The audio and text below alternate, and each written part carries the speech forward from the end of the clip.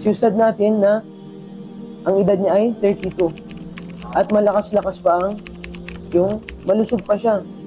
So at makikita natin dito, walang pinipiling edad yung kamatayan. Kapag nakatakda sa atin ang kamatayan, ay mamamatay din tayo. Ano sabi ng Allah subhanahu wa ta'ala? Qul innal mawta alladhi tafirruna minhu fa innahu mulaqikum.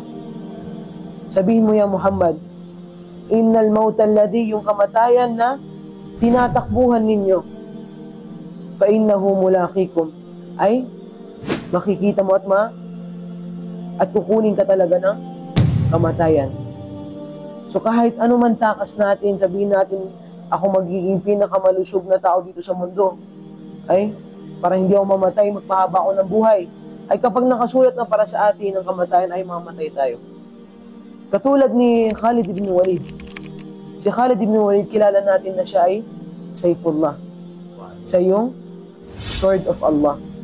Bakit? Kasi ang dami niyang sinalihan ng mga digmaan.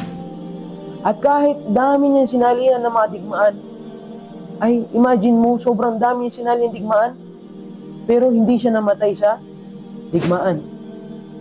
Ang nakasulot sa kanya is hindi siya mamamatay sa digmaan. Okay? Kaya ngayon, hindi natin alam kung saan tayo mamamatay.